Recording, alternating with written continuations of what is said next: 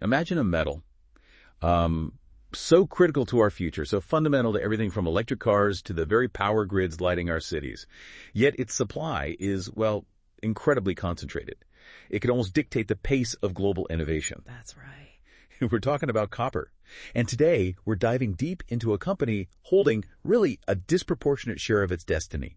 Southern Copper Corporation, ticker SCCO. It's a fascinating one. Okay, let's unpack this then. You've given us a really rich set of sources for this deep dive. We're looking at a detailed investment analysis report, comprehensive company SEC filings, and various market updates from across 2024 and even into 2025. A good spread of information. Exactly. And our mission today is, well, to cut through the noise, bypass the jargon if we can, and really extract the most important, actionable nuggets of knowledge about SCCO. We want you, the listener, to walk away truly understanding its remarkable strengths, its unique challenges, and why it's such a pivotal player in this whole drama of global electrification. And what's truly remarkable here, I think, is that in a world that's increasingly resource-constrained, SCCO holds, you could almost say, the master key to a multi-decade supply of the world's most critical energy transition metal, copper. A master key, huh? But with that immense power comes a surprising vulnerability. We're not just looking at a mining company here. We're exploring a titan, an absolute titan with an unparalleled asset base, a cost efficiency that's, frankly, almost unheard of in the industry, right, and a crucial role in shaping our energy future. So you're going to get a comprehensive picture today from its global footprint and impressive financial health to its ambitious plans for future growth and the very real geopolitical tightrope it continuously navigates. Sounds good. Let's get into it. Let's start then with the big picture. Southern Copper Corporation as a premier copper powerhouse. I mean, the analysis we've received paints a very clear, almost, well, ideal picture of SCC, one of the world's leading integrated copper producers. That's the headline, yes. And when you look at its core identity, it's really defined by this unique combination of world-class assets, industry-leading cost efficiency, and a clearly defined long-term organic growth trajectory. That sounds like the perfect setup. But what's the one critical crack, maybe, in this dream team armor that even the most bullish analysts are quietly watching? You're getting right to the heart of it, yeah. While all those strengths are absolutely true, the primary tension, and what we'll definitely dig into, is the extreme geographic concentration of those world-class assets. Well. But let's not get ahead of ourselves just yet. To put a finer point on their strength, SCCO holds the largest copper reserves globally, period. Think about what that means for a moment. It provides just unparalleled long-term production visibility. Decades, potentially. Exactly. In an era where the world is, frankly, desperately seeking materials for the energy transition, everything from EVs to massive renewable energy grids, SCCO is not just positioned well, it's practically guaranteed to be a primary beneficiary. They simply have the copper in the ground to meet that surging demand for decades to come, far beyond what many rivals can even dream of. This isn't just a strong position, it's foundational to their multi-generational potential. And their financial profile really seems to back that up. The report highlights exceptional financial strength and this first quartile position on the global cost curve. Now, this isn't just some fancy term, right? It means they can produce copper cheaper than, 75% of their competitors worldwide. That's exactly right. Top 25% globally in terms of low cost. Imagine running a marathon, and you're always in that top group for endurance. That's the kind of competitive edge we're talking about, especially when prices get tough. Yep. What's even more impressive is how they achieve this. The report mentions it's partly through significant byproduct credits. So how does all this ensure robust profitability and substantial cash flow generation, even during periods of depressed copper prices? It sounds almost too good to be true in such a cyclical industry. It's not too good to be true. It's really a testament to their deep-seated operational advantages. This financial resilience allows them to do two critical things simultaneously. First, they can fund their truly ambitious growth pipeline. The 50% increase one? That's the one, aiming for a staggering 50% or more production increase by 2032. And second, and crucially, they can maintain a generous dividend policy, all without compromising their investment-grade balance sheet. Which is key. It's a crucial differentiator. It sets them apart. Many of their peers are out there chasing risky, often, frankly, value-destructive M&A deals just to secure future supply. SCCO, by contrast, is essentially self-sufficient. They're growing from their own proven high-quality assets. So you're looking at a company that can invest heavily in its future and handsomely reward shareholders, all while staying financially robust and, well, conservative. That's a rare combination in the capital-intensive mining sector. Fine, and there's always a but, isn't there?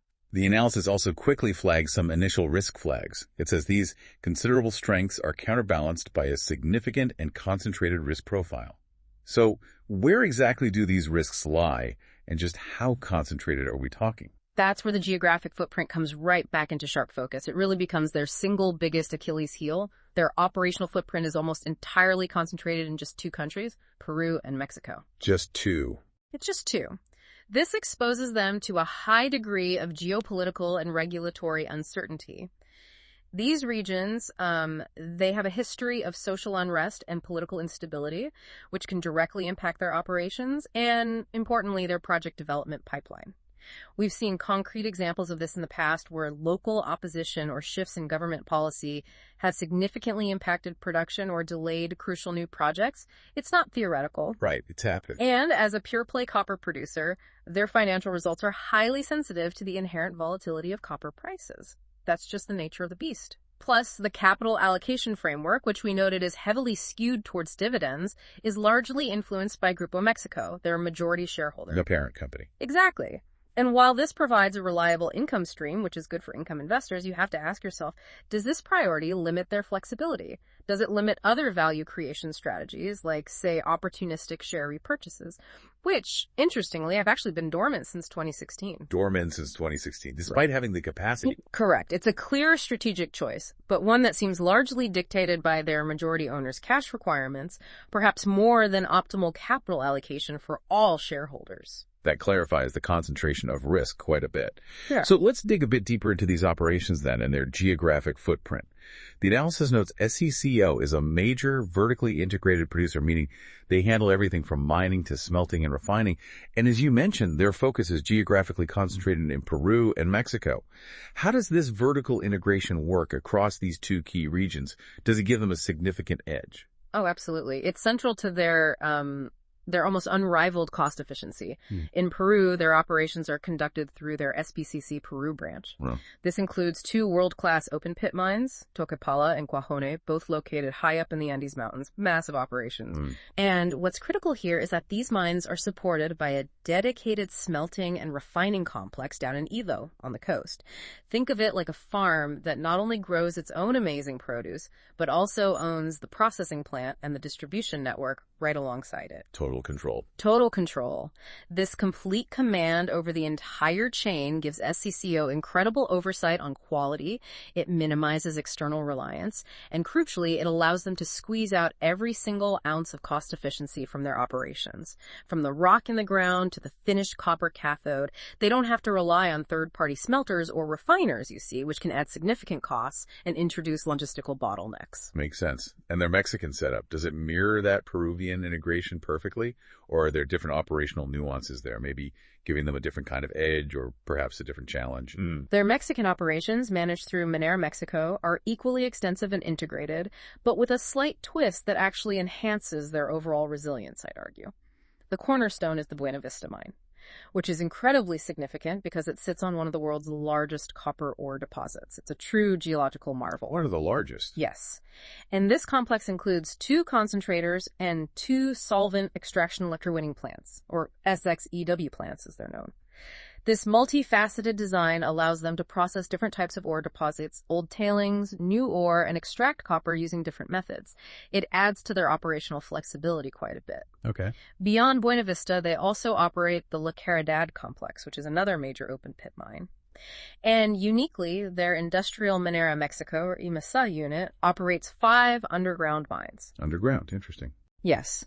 And what's fascinating here is how this EMSA unit produces a more diversified mix of metals. It's not just copper. It includes zinc, lead, silver, and gold as well. Now, this diversification isn't just about adding extra revenue streams, though it does that. It's actually a key contributor to their incredibly low-cost structure. The byproducts again. Exactly. The revenue from these byproducts directly offsets their copper production costs. It's a concept we definitely need to explore in more detail. Okay. So beyond just where they mine and how they process, the sheer scale of what they hold in the ground is, well, astonishing. This report continually hammers home SCCO's unmatched reserves and byproduct riches, and for good reason, it seems. Can you give us a sense of just how massive these reserves are? Why are they considered their most significant competitive advantage? It truly is immense, and it's arguably their ultimate differentiator. SCCO is widely recognized, no debate here, for having the largest copper reserves in the world.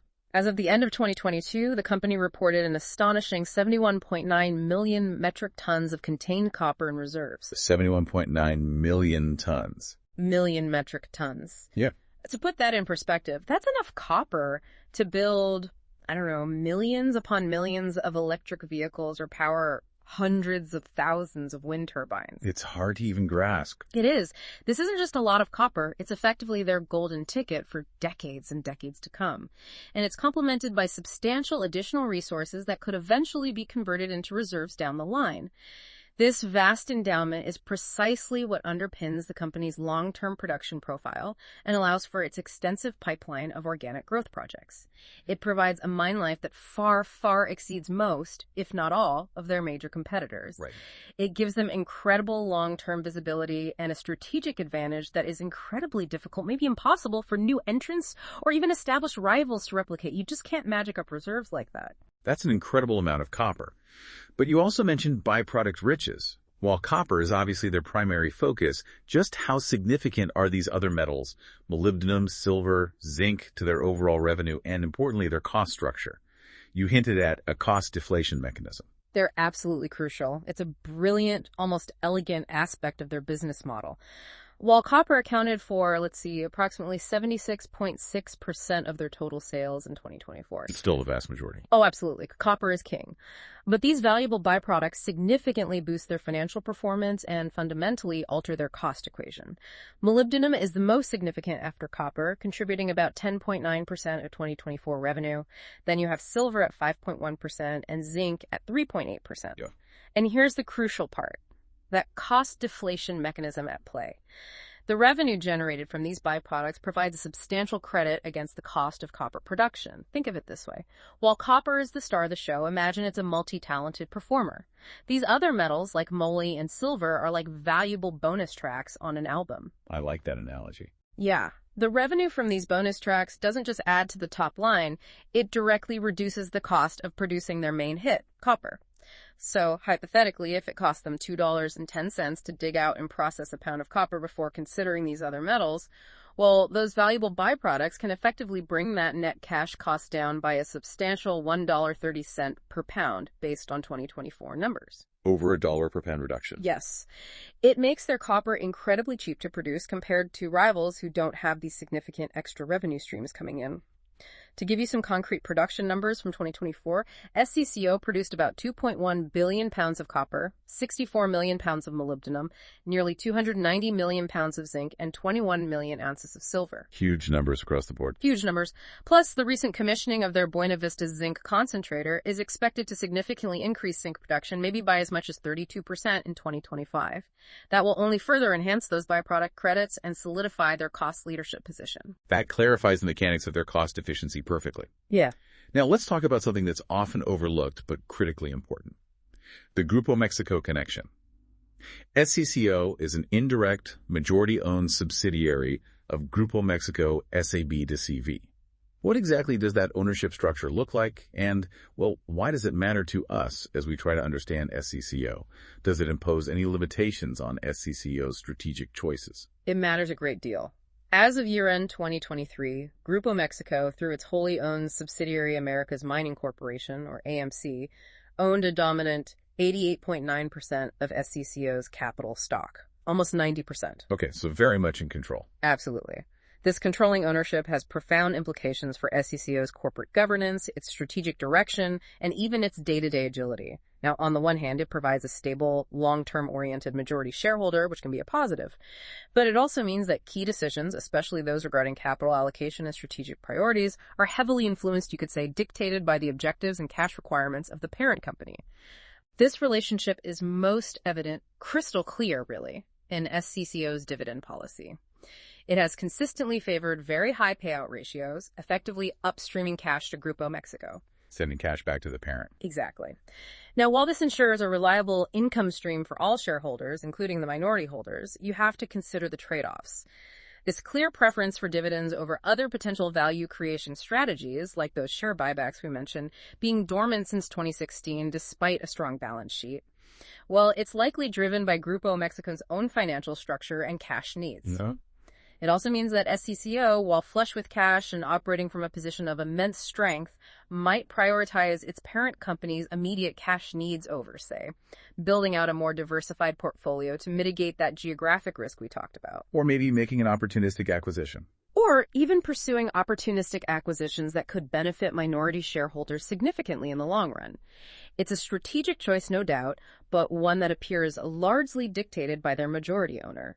This limits SCCO management's direct control over certain aspects of capital deployment and perhaps strategic agility in a rapidly changing market. So we've established SCCO's dominant position, their unique cost structure, and the significant influence of their parent company. Okay, let's zoom out now and look at the broader landscape, the global copper market itself, and how SCCO fits into it. We're about to explore a market undergoing, it seems, a profound transformation, and discover how SCCO is uniquely positioned to ride, or maybe even define, the next great wave of demand. Here's where it gets really interesting, according to the analysis. The copper market is cyclical, we know that, but it's currently undergoing a significant structural shift. What is this shift, and why is copper so absolutely central to it? Look, the energy transition, it's fundamentally a copper story, period. And it's the most powerful thematic tailwind for SCCO and indeed the entire copper industry for decades to come. A copper story. Copper is simply indispensable for it. Think about it. Everything from the electric car in your driveway, which uses maybe triple the copper of a traditional combustion engine car. Triple? Wow. Roughly, yes. To the solar panels on your roof, the massive new wind turbines that contain literally tons of copper per megawatt, the battery storage solutions needed to stabilize the grid, and the fundamental expansion and modernization of our electrical grids themselves, they all scream copper. These are not just incremental changes. They represent a fundamental rewiring of our global economy. And this rewiring makes the economy significantly more copper-intensive than the fossil fuel-based infrastructure it's replacing. Much more copper needed per unit of energy, essentially. Right, precisely. This structural shift is projected to drive annual copper demand from around 25 million tons today to over 36 million tons by 2031. That's a huge jump in less than a decade. It is, and that creates a substantial, persistent, and frankly undeniable supply deficit projected for the future.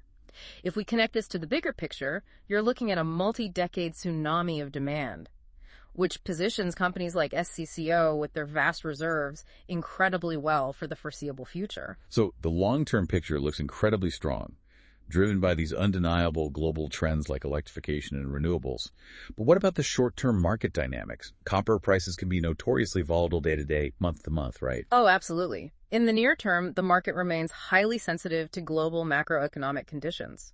China, for example, consumes over half of the world's refined copper. More than half. Yes. So its economic health has an absolutely outsized impact on prices. We've seen recent volatility exacerbated by things like potential U.S. import tariffs, which can create dislocations in global trade flows and definitely impact sentiment. And you get these conflicting signals that can be a real head-scratcher for market watchers. The International Copper Study Group, the ICSG, they noted a small market surplus in early 2025, which might suggest, okay, maybe there's a bit too much supply right now. Right. However, many other analysts, and I tend to lean this way, believe the market is already in a structural deficit due to ongoing supply disruptions, think mine issues, political problems, and resilient demand that isn't perhaps fully reflected in those official statistics yet. This raises an important question for you, the listener. How do you interpret these conflicting signals? Are we just seeing short-term noise and inventory adjustments before the true structural deficit really bites? Or is it indicative of a deeper, more immediate challenge for copper demand? It requires a really nuanced understanding of both the macro and the micro indicators. That's a great point. It's not always straightforward. And on the supply side, the report talks about supply constraints and even a potential looming shortage. Why is it so incredibly difficult to bring new copper production online, even with demand seemingly surging and prices potentially set to rise?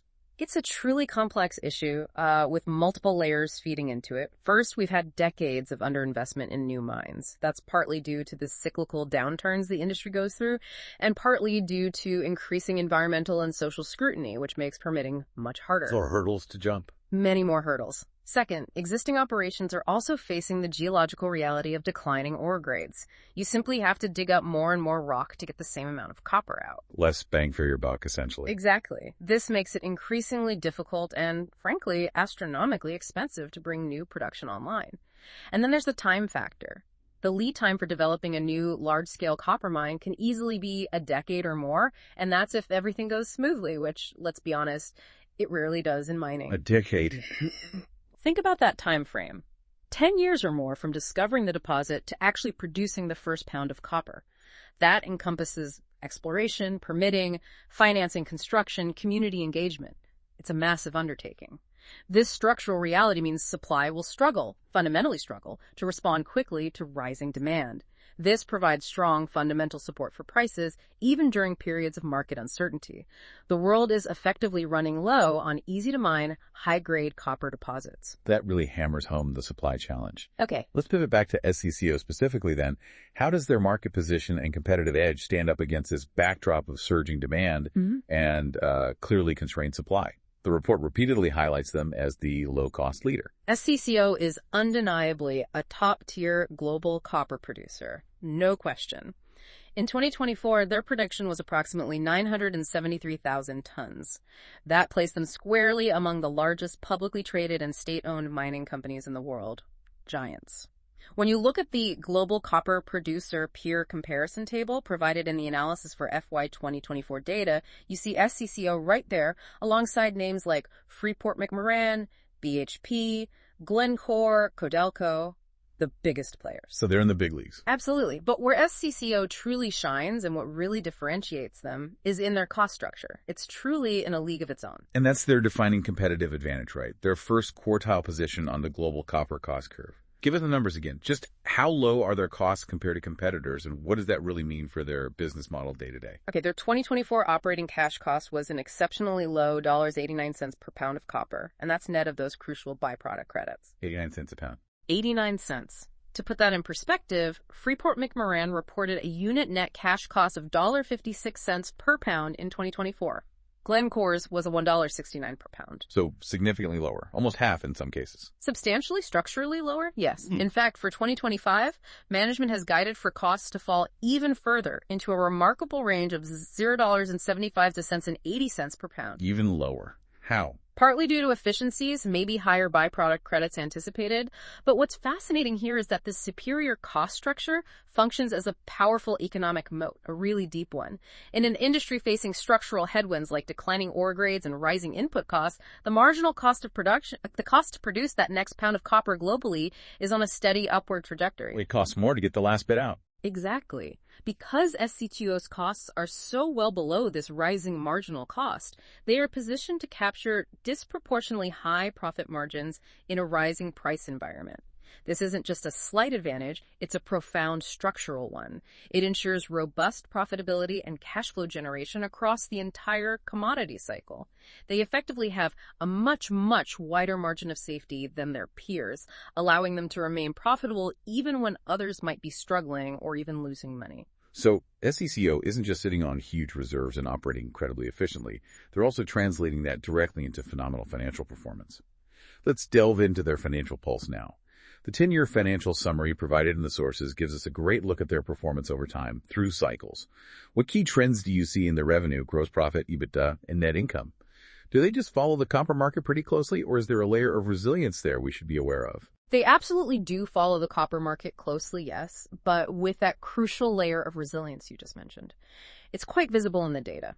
The numbers from 2015 to 2024 clearly show that their revenues and profits fluctuate, sometimes quite dramatically, in line with the cyclical nature of the copper market. When copper prices rise, their top and bottom lines expand significantly and vice versa. That's expected. Right, leverage to the commodity. Exactly. However, what truly stands out is their powerful operating leverage to copper prices. For instance, look at the jump between 2020 and 2021. A 37% increase in revenue, largely driven by higher copper prices, resulted in a massive 76% surge in EBITDA. Double the revenue growth. And an even more impressive 116% increase in net income, almost triple. Wow. This vividly demonstrates the company's ability to translate top-line growth into disproportionately higher profits when prices are favorable. That low-cost base really kicks in. And despite the inherent cyclicality of the mining industry, you can also see remarkably consistent positive operating cash flow throughout that entire decade, even during the downturns like 2015-16 or 2020. Still generating cash. Still generating good cash. This isn't just luck. It's a direct outcome of their low-cost operations providing that buffer. That operating leverage is really striking. It also sounds like they're a consistent cash flow generation machine, as that report puts it, with a very prudent balance sheet. Could you elaborate on their cash flow prowess? How do they manage to self-fund so much of their growth and those shareholder returns? They truly are a cash flow powerhouse. In 2024, cash flow from operations reached an impressive $4.4 billion. $4.4 billion. Yes, and this comfortably funded their $1.0 billion in capital expenditures, which includes both sustaining capital for existing operations and initial investments for their growth projects, and still left plenty to cover $1.6 billion in dividends paid out. So, covering CapEx and dividends easily from operations? Easily. This ability to self-fund both ambitious growth initiatives and substantial shareholder returns is really a hallmark of a top-tier operator in this space. What's even more impressive, perhaps, is the resilience of this cash generation. Even during the market trough in 2020, amidst all the global uncertainty of that year, the company still generated a very healthy $2.8 billion in operating cash flow. Still strong even then. Very strong. This defensive characteristic is a direct result, again, of their low-cost structure. It provides a substantial floor for cash flows, ensuring financial stability even when commodity prices are weak. This unique combination, defensive cash flow in downturns and explosive earnings in upturns, allows them to maintain strategic investment and dividend programs throughout the entire cycle. That's a key advantage over higher-cost rivals who might be forced to cut back sharply on capex or dividends when prices fall. And how about their balance sheet? You mentioned prudent.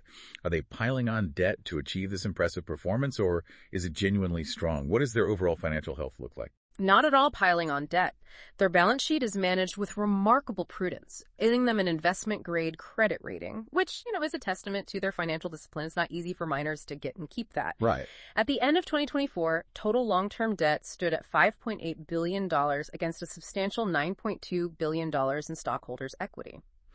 This results in a very conservative debt-to-equity ratio of just 0.63x. Very manageable. Very manageable. Furthermore, their net debt-to-EBITDA ratio was an incredibly healthy 0.43x. That's calculated as $2.75 billion in net debt, which is total debt minus cash divided by that $6.42 billion in EBITDA. A ratio of 0.43x is exceptionally low, especially for a capital-intensive industry like mining. It means they could effectively pay off their entire net debt with less than 6 months of their operating earnings. Incredible buffer. It is. This financial conservatism gives them immense flexibility. They can invest aggressively in growth, or they can weather severe commodity downturns without, breaking a sweat. It's a luxury many highly leveraged peers simply don't have. It's a rock-solid financial foundation. So, strong cash flow, healthy balance sheet. What about profitability? Are their margins as exceptional as their low costs suggest? Or is there some kind of catch we're missing? Their profitability metrics are indeed exceptional, and there's no real catch. It's a direct, logical result of their operational advantages. Plain and simple. Their EBITDA margins consistently exceed 50% in favorable price environments.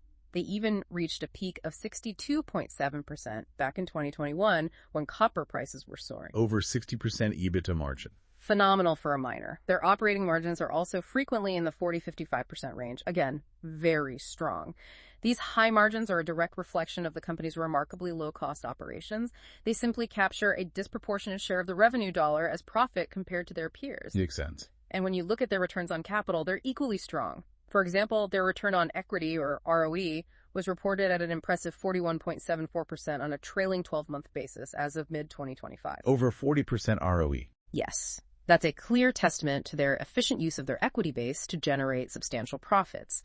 It showcases their ability to translate that operational excellence into truly top-tier financial returns for shareholders. That's a phenomenal financial picture. It really sounds like a company that's not just strong today, but planning very aggressively for tomorrow. So what does a company with such deep pockets and these incredible strategic reserves do next? It seems they're not just resting on their laurels, they're actively constructing their future.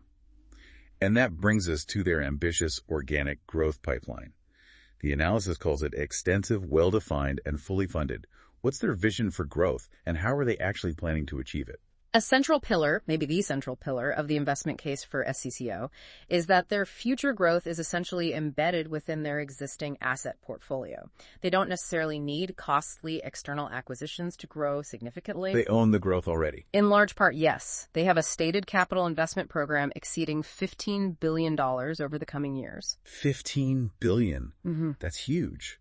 It's a truly massive sum, yes, and an ambitious goal to go with it.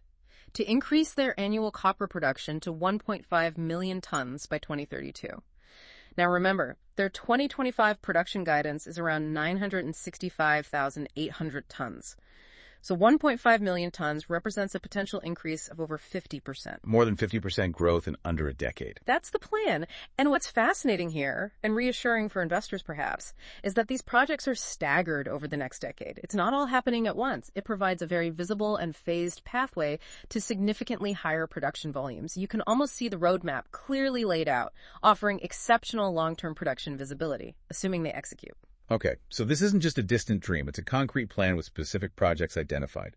Can you highlight a few of these major development projects that are expected to contribute to this massive growth? What are the big ones? Certainly. Looking at the major growth project pipeline table included in the analysis, some key projects truly stand out as potential game changers for their future production profile. For example, the Tia Maria project in Peru.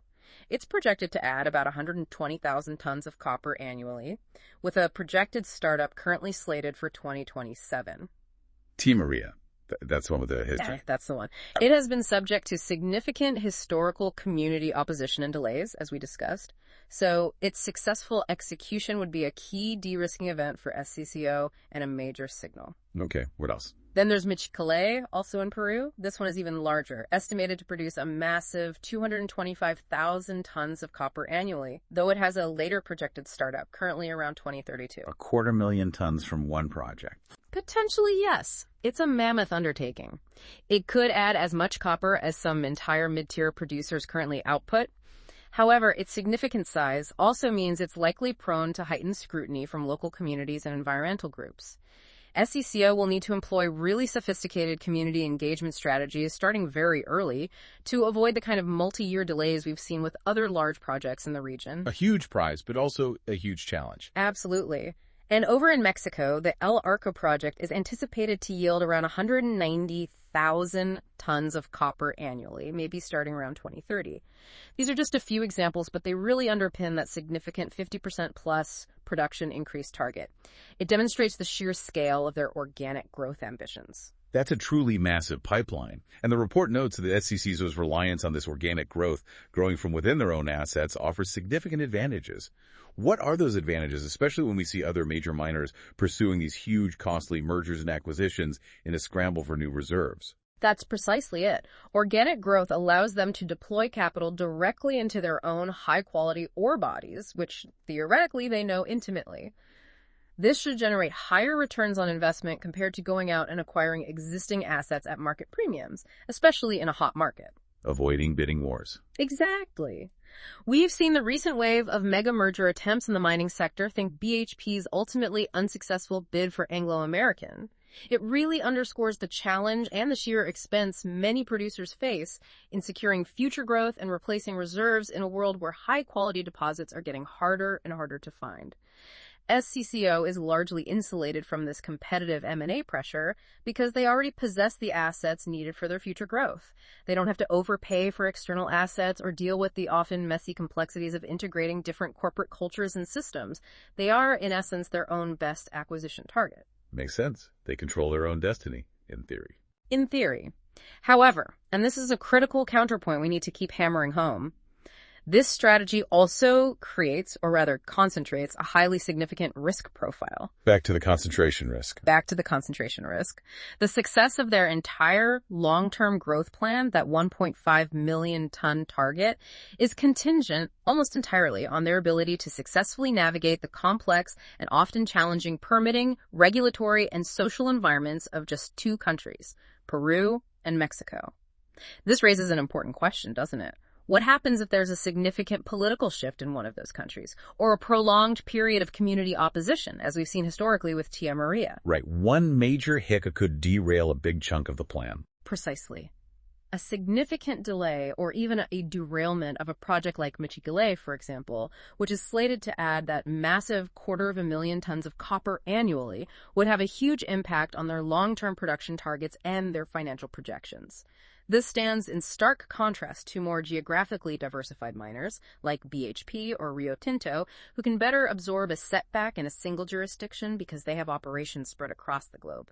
A different risk profile entirely. Completely different. So while SCCO's growth trajectory is impressive on paper, it carries a material and highly concentrated execution risk.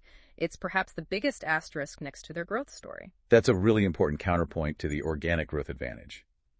Okay, finally in this section, let's talk about their capital allocation framework. The analysis says it prioritizes internal investment funding, that growth pipeline, and substantial returns to shareholders via dividends. And again, it's heavily influenced by Grupo Mexico. What does their capital expenditure look like historically and going forward? And how does that dividend policy play out in practice? Capital expenditures, or CapEx, have been consistently managed, averaging approximately $1.0 billion annually in recent years. That $1 billion covers both the ongoing maintenance of their existing large-scale operations known as sustaining capital and the initial development costs for their growth projects. Okay, $1 billion a year, roughly. Roughly.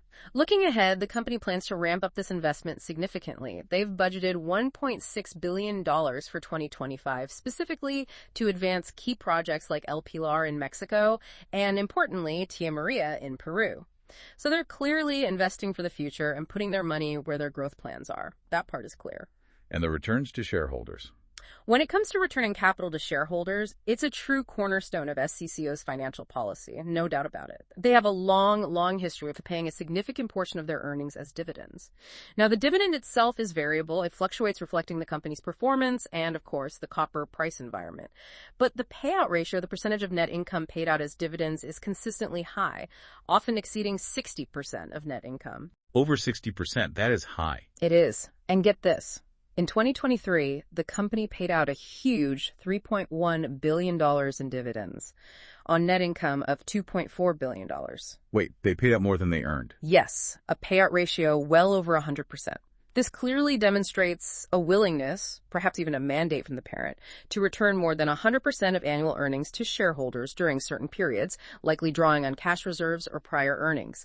This ensures a consistent, albeit variable, income stream for investors. Very focused on the dividend then. Yeah. And what about share buybacks? Is that part of their strategy at all to return capital, or is it exclusively about those generous dividends? Well, interestingly, SCCO does have a board-authorized $3.0 billion share repurchase program on the books, and they have used it in the past. About $2.9 billion has been executed under that program to date. Okay, so they have done buybacks. They have. However, that program has been inactive since 2016, completely dormant for years now. The clear preference, the overwhelming preference for dividends over share buybacks is a critical aspect of their capital allocation strategy, and it's very likely driven by the cash flow objectives of their 88.9% owner, Grupo Mexico. The parent needs the cash flow via dividends. That seems to be the most logical explanation. For the parent company, a predictable and substantial dividend stream from its highly profitable subsidiary is likely a primary financial goal, supporting their own financial structure, debt servicing, or other ventures. While this policy benefits all shareholders seeking income, it does mean that the company has foregone opportunities, potentially significant ones, to repurchase its shares during periods of market weakness or when the stock might have seemed undervalued. Missed opportunities, perhaps. Perhaps. That's a strategy, buying back shares low. That could have been more accretive to long-term value for minority shareholders, specifically, as buying back shares reduces the share count and increases earnings per share over time. This structure makes the dividend highly reliable, yes, but it suggests a degree of inflexibility in opportunistically deploying capital for the maximum benefit of all shareholders equally. The parent's needs seem paramount. So their strategy seems pretty clear. Massive organic growth, primarily funded by that robust cash flow we talked about, with a very strong preference for dividends, heavily influenced by their parent company. Okay, let's dig deeper now into the engine room, their operational excellence, and crucially, the associated risks. We've touched on their low cost quite a bit, but how do they maintain this unit cost leadership so consistently? What makes them so uniquely efficient year after year? SCCO's cash cost per pound of copper is, as we said, consistently among the lowest in the world. It's a key metric, maybe the key metric, that underpins their entire investment case. In 2024, they reported that operating cash cost of $0.89 per pound of copper, net of byproduct credits. That was actually an improvement from $1.03 per pound in 2023. So costs came down. They did. And for 2025, management has guided for costs to remain exceptionally low, potentially even dipping into that range of $75 to $0.80 per pound. Incredible. It really is. For comparison, remember those 2024 numbers for peers? Freeport at $1.56, Glencore at $1.69. SCCO's costs are not just lower, they are in a completely different league. What's fascinating here is that this leadership isn't accidental. It's not just luck. It results from several structural advantages and deliberate management strategies working together. These include, first and foremost, the very high quality and the sheer large scale of its ore bodies. That allows for significant economies of scale you just can't get at smaller mines. Bigger is cheaper per unit. Often, yes. And second, it's their vertically integrated operational model, which we discussed. That gives them tight control over every step of the production process, from mine to metal. They are simply operating from a superior resource base with highly optimized processes. And a big part of that low-cost structure you mentioned earlier and just now comes from their byproducts. How significant are these byproduct credits in their overall cost equation? Can you give us that concrete, vivid example again, maybe breaking down the numbers? Yes, they are absolutely critical. They act as a powerful inherent cost deflation mechanism. The revenue from the molybdenum, the silver, the zinc they sell is directly credited against the cost of producing copper. Let me give you the numbers again from 2024 just to illustrate the sheer impact. The cash cost before accounting for any byproduct revenues was actually $2.10 per pound. Okay, $2.10 gross cost. Right. But then the byproduct credits the revenue from selling the moly, silver, zinc, etc. amounted to a substantial $1.30 per pound. $1.30. Yes. Which is subtracted from that $2.10 gross cost, reducing the net cash cost to the final reported figure of every $0.89 per pound. Wow, the byproducts cut the cost by more than half. Effectively, yes. It clearly demonstrates that the market prices of molybdenum, silver, and zinc have a direct and very material impact on SCCO's cost competitiveness. When byproduct prices are strong, SCCO's cost advantage over pure-play copper producers widens considerably. This provides both a partial hedge in weak copper markets because maybe moly prices are holding up, and it amplifies their profitability during broad commodity bull markets when everything is rising. It's like having a built-in shock absorber and a turbocharger for their cost structure, all in one. That's a great way to put it. Despite this incredible efficiency, though, I imagine they're still exposed to broader economic factors. Yeah. What about input price inflation, especially with things like rising energy costs globally? Can they completely escape that? No, unfortunately not completely. Despite all their operational efficiencies and those powerful byproduct credits, SCCO is not immune to inflation in key input costs, many of which are largely beyond their direct control. Fuel, gas, and electricity are the most significant components, accounting for roughly 26% of the total production cost back in 2024. Over a quarter of their costs. Yes. Other major cost drivers include labor, explosives for blasting, and repair materials for their massive equipment fleets. Now, the company does utilize strategies like long-term power purchase agreements and other hedging mechanisms to try and mitigate some of this volatility, but significant and sustained increases in global energy and labor costs can certainly exert pressure on their margins, even theirs. It's a constant battle for all miners, even the most efficient ones like SCCO, to manage these external cost pressures while trying to maintain their competitive edge. Okay, now let's get into the really sharp end, the in-depth risk assessment. The report emphasizes that SCCO's investment profile has significant concentrated risks. We briefly touched on these earlier, but let's really unpack them now, starting with commodity price risk. How vulnerable are they to price fluctuations, given their sort of pure play nature in copper and related metals? This is, without a doubt, the most significant and pervasive risk facing the company. It overhangs everything. As an unhedged producer of copper, molybdenum, zinc, and silver, meaning they don't generally lock in future selling prices through financial contracts or hedging instruments, SCCO's revenues, profit margins, and cash flows are directly and materially exposed to the inherent volatility of global commodity prices. They take the price the market gives them. Pretty much, yes. A sustained downturn in the price of copper, which is their primary product by far, would have a severe adverse effect on their financial performance. It could significantly impact their ability to fund both their ambitious capital programs and, potentially, even those generous dividends if it lasted long enough or went up enough. They ride the copper price wave, for better or for worse. This makes them highly sensitive to global economic cycles and supply-demand imbalances. If copper takes a significant dive, so does SCCO's profitability, despite their low costs. The low costs just mean they stay profitable longer than others. Got it. And then there's that big one we keep circling back to, geopolitical and regulatory risks. Yeah. You mentioned their operational concentration in Peru and Mexico as their single greatest vulnerability. Can you give us more specific examples of why this is such a critical risk? Really bring to life what those risks look like on the ground for them. Absolutely. This is where the theoretical risks become very, very real. Let's take Peru first. The country has, unfortunately, a well-documented history of political instability and social unrest that has directly impacted the mining sector numerous times. We've seen concrete examples affecting SCCO directly. Community opposition, as we've mentioned, significantly delayed the development of their key Tia Maria project for years and years, turning it into almost a textbook example of the challenges around gaining and maintaining a social license to operate. Right, the Tia Maria saga. Exactly. And beyond just delays, remember back in 2022, protests near their existing Cuajone mine actually led to a temporary shutdown of operations. Protesters blocked critical infrastructure, including roads, and even cut off the water supply for several weeks. Shut down a producing mine. Yes. Forced a complete halt to production. It cost the company millions in lost revenue and really highlighted how vulnerable their concentrated footprint can be to local actions. This wasn't just a nuisance, it was a stark reminder.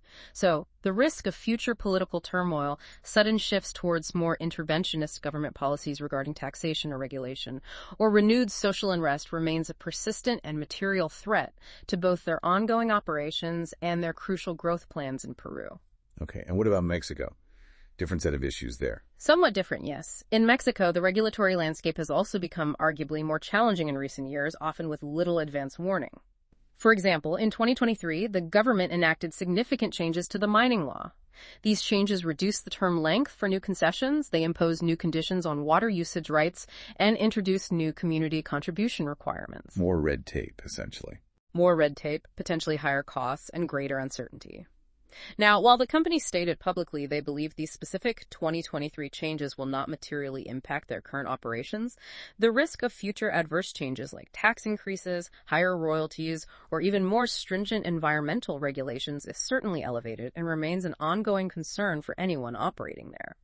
Furthermore, security issues related to organized crime, particularly concerning the transport of materials and the protection of personnel and equipment, pose an ongoing operational risk in certain regions of Mexico. This needs constant vigilance and can add unexpected costs and complexities to their operations. It's a delicate balance, operating efficiently while constantly mitigating these external, often unpredictable factors in both countries. Beyond the politics and regulations, what about environmental and community relations challenges? Mining is often seen, rightly or wrongly, as environmentally impactful, and community relations can clearly be a minefield, as you just highlighted again with Tia Maria and Cuajone. You're absolutely right, and these two things, environment and community, are deeply intertwined with maintaining their social license to operate, which is fundamental. As a large-scale mining company, SCCO inevitably faces substantial environmental risks. Their operations are subject to stringent and constantly evolving environmental laws and regulations in both Peru and Mexico. The risk of environmental incidents, things like tailings, dam failures, which can be catastrophic, or water and soil contamination from operations is ever present, despite best practices. An incident like that could result in significant financial liabilities, severe reputational damage, and potentially prolonged operational shutdowns. The costs associated with environmental compliance, ongoing remediation, and eventual mine reclamation are substantial and a permanent part of their cost structure. And the community side. Equally critical, maybe even more so day to day, is gaining and maintaining the support of the local communities where they operate. As we saw with Tia Maria and the Kwahona shutdown, demands from communities, whether for financial contributions, infrastructure development, employment opportunities, land rights, or environmental protection, can lead to conflicts, protests, and blockades. Disruptions. Exactly. These often result in costly delays and disruptions to operations, or, crucially, to the development of new projects like the ones in their pipeline. Building genuine trust and demonstrating shared value with these communities isn't just a nice-to-have corporate social responsibility thing. It's a fundamental operational imperative for long-term stability and growth. It's a dynamic, often tense relationship that requires continuous, on-the-ground engagement and significant investment. And finally, what about the more standard operational and execution risks that any large mining company faces, especially one with such incredibly ambitious growth plans involving massive construction projects? Yes, those standard mining risks are certainly present too, and they just add another layer of complexity to manage. These include things like geotechnical instability within the huge open pits, the risk of wall failures, unexpected geological conditions turning out different than the models predicted, equipment failures on massive trucks or mills, and of course, safety incidents involving their large workforce at these complex industrial sites. The basics of running a mine. The basics, but on a massive scale. Additionally, and this is really crucial given their growth plans, there is significant execution risk associated with that massive $15 billion plus capital project pipeline. Building multiple mines of this scale, often in challenging geographies with complex logistics and community dynamics, is an incredibly complex undertaking. Any significant cost overruns, construction delays, or failures to achieve the projected production rates or recovery rates on these large-scale developments could negatively impact the company's future growth trajectory, their financial returns, and ultimately investor confidence. It's not just about having the plans on paper, it's about flawlessly executing them in very challenging environments, often years into the future. A lot can go wrong. Okay, so we've dissected SCCO's strengths, the reserves, the costs. We've looked at its operations, its financials, and, crucially, its concentrated risks. Now let's try to put it all into the macro lens. Consider the broader trends shaping the world and the industry, and importantly, let's talk about its valuation. How do these macroeconomic and thematic considerations really intertwine with SCCO's prospects? What are the big picture forces at play that will truly shape their destiny, perhaps even more than their own actions? Yeah, SCCO's long-term prospects are absolutely deeply intertwined with several major macroeconomic and thematic trends that are truly reshaping the global economy and commodity markets as we speak. The most powerful thematic tailwind, the one we keep coming back to because it's so central, is that undeniable global push towards decarbonization and electrification. The energy transition. Exactly. The electrification of everything, from our cars and trucks to our power generation systems, is fundamentally a story about copper. Copper is the enabling metal. This structural trend provides a multi-decade demand driver that is likely less correlated with traditional industrial business cycles than historical demand sources like construction or general manufacturing were. So, a more stable source of demand growth. Potentially more stable and definitely structurally growing. As the world builds out huge fleets of EVs, massive charging networks, vast solar farms, countless wind turbines, and modernizes its power grids to handle it all, the demand for copper is set to grow substantially, year after year after year. This creates a fundamentally favorable long-term pricing environment for low-cost producers like SCCO who have the reserves to meet that demand. This isn't just a fleeting trend, it's a multi-decade structural shift, a tsunami of demand that will keep companies like SCCO incredibly busy for a very long time. We talked about China earlier, though, and its massive influence on short-term copper prices. How much does Chinese demand and just the general global economic cycle still weigh on the company, even with that strong, long-term tailwind of electrification humming in the background? That's the constant tension, isn't it? While the energy transition clearly defines the long-term outlook, short to medium-term copper prices remain heavily influenced by the health of the overall global economy, and particularly by demand patterns in China. Still over half the market. Still over half the market. So shifts in China's industrial production, its infrastructure spending levels, the state of its property sector, these all have an outsized impact on the global supply-demand balance for copper and, importantly, on market sentiment. A significant slowdown in China, for example, can quickly create an overhang of perceived or real supply and push prices lower, even if the long-term structural demand from EVs and renewables remains perfectly robust. Short-term noise versus long-term signal. Exactly. So for you, the listener trying to understand SCCO, you really must monitor Chinese economic data closely. It remains a key indicator of near-term price direction for copper, and therefore a key driver for SCCO's immediate financial performance and stock price volatility. It's this constant tension between that powerful long-term tailwind and the shorter-term cyclical whims of the global economy, heavily influenced by China. And on the supply side, we've discussed the constraints, the lack of new mines, the declining grades. Does this create a kind of scarcity premium for companies like SCCO? Does it almost make their existing reserves inherently more valuable just by virtue of their existence and the difficulty of finding more? I think it absolutely does, yes. The global pipeline of new, large-scale, high-quality copper projects is remarkably thin. Shockingly thin, some might say. Years of underinvestment following the last commodity downturn, combined with those increasing geological, regulatory, and social hurdles we've talked about, have made it exceptionally difficult to bring new supply to market quickly or affordably. It's just hard to build new mines. It's incredibly hard. This dynamic, structurally growing demand meeting fundamentally constrained supply is the core basis for a bullish long-term outlook on copper prices.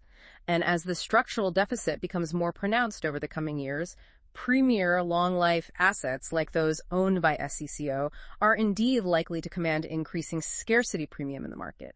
They become more valuable simply because there aren't enough new, high-quality copper sources coming online elsewhere to meet the world's needs. Their existing assets are a rare and increasingly precious commodity in a copper-hungry world. This raises an important question then. How does the broader macroeconomic environment, particularly things like persistent inflation and rising interest rates, impact SCCO? Are these mainly headwinds, or could there actually be some potential tailwinds hidden in there for a company like this? It's a bit of both, really, and the balance can shift depending on the specifics. Sustained inflation can certainly act as a headwind, no doubt about it. It increases both their operating costs, things like labor, energy, tires, steel balls for grinding mills, explosives, all that stuff, and the massive capital costs required to build out their new projects. That $15 billion pipeline gets more expensive if inflation stays high. Pushes costs up. Right. And this puts upward pressure on the long-term incentive price needed for copper. Essentially, copper prices need to stay higher for longer just to make building new mines anywhere in the world economically viable. Conversely, higher interest rates, often implemented by central banks to combat that inflation, can slow overall economic growth. That could potentially dampen near-term industrial demand for copper outside the energy transition, and it also increases the company's cost of capital if they need to borrow money for those big projects. Makes borrowing more expensive. Exactly. However, there's a potential tailwind, too. The sheer strength and persistence of the structural demand coming from the energy transition may ultimately provide a higher floor for copper prices than we've seen in past cycles. Even if the global economy slows, the EV and renewable build-out might keep copper demand relatively robust. This could potentially justify higher sustained valuation multiples for top-tier, low-cost producers like SCCO over the long run. So the interplay between inflation, interest rates, economic growth, and that structural energy transition demand will continue to influence copper prices and SCCO's profitability. It's a constantly shifting landscape. Okay, that brings us logically to the final piece of the puzzle, valuation analysis. The report states pretty clearly that SCCO consistently trades at a premium to its peers. Why? Why does SCCO command such a premium valuation? And perhaps more importantly, is this premium justified, given the company's very real, concentrated geopolitical risk we spent so much time discussing? It's a critical question for any potential investor looking at this stock. It's a truly critical question, yes. And it's where the rubber really meets the road in terms of an investment decision. Looking at the numbers, as of mid-2025, SCO trades at a price-to-earnings, or PE, ratio of approximately 21.6 times its trailing 12-month earnings. Now, that's actually below its own 10-year historical average PE, but PE ratios for miners can be highly volatile depending on commodity prices. Right. A potentially better metric, often preferred for capital-intensive industries like mining because it strips out the effects of debt levels and depreciation policies, is the enterprise value to EBITDA, or EBITDA multiple. For SCCO, that's approximately 13.0x, which is slightly above its 10-year median. Okay, slightly elevated there. Slightly. But the most striking multiple, the one that really highlights the premium, is its price-to-book, or PB ratio. That stands at a very high 8.1x. 8 times book value. That sounds really high for a miner. And when we compare that PB ratio to its peers, it really stands out, doesn't it? SCCO's 8.1x BB is significantly higher than Freeport-McMoRan's 2.1x, its own parent Grupo Mexico's 1.9x, and even a diversified giant like BHP's 2.6x. Why such a persistent, massive premium? What are investors paying extra for here? That's the million-dollar question, isn't it? This persistent valuation premium is not an anomaly. It's not a recent phenomenon. It's been a consistent feature of SCO's market perception for years. Investors are consistently willing to pay a higher multiple for SCO's shares due to a collection of superior qualitative attributes that are perhaps not fully captured in simple trailing financial metrics. These include, number one, its unmatched copper reserve base, that longevity, that guarantee of decades of production. Number two, its first quartile cost position, that assurance of profitability through the cycle. And number three, its clear self-funded organic growth plan, which insulates it from costly and risky M&A. Quality, visibility, longevity. Exactly. What's fascinating here is how the market assigns a tangible premium for quality, visibility, and longevity in a commodity sector where those attributes are actually quite rare and therefore highly sought after by long-term investors. The investment debate, therefore, often centers on whether this significant premium adequately compensates investors for the heightened geopolitical and execution risks associated with its concentrated operational footprint in just Peru and Mexico. The quality versus the risk. It's a constant weighing of undeniable quality against inherent external vulnerabilities. That's the core tension in valuing SCCO. And of course, for many investors, particularly those seeking income, the dividend yield also acts as a primary valuation anchor or support level. With the current annual dividend hovering around $2.80 per share, the stock offers a yield of about 2.8%. That provides a tangible cash return to shareholders and a degree of valuation support independent of just growth expectations. A solid yield helps. It helps. And finally, it's worth noting that for long-life assets like SCCO's mines, valuation methods based on the present value of future cash flows, things like discounted cash flow, DCF, or net asset value, NAV analysis, are particularly relevant.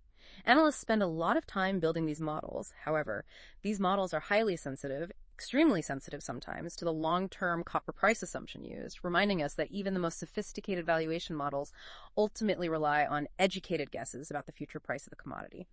Hashtag outro. So what does this all mean at the end of the day? We've really gone deep, I think, into Southern Copper Corporation today.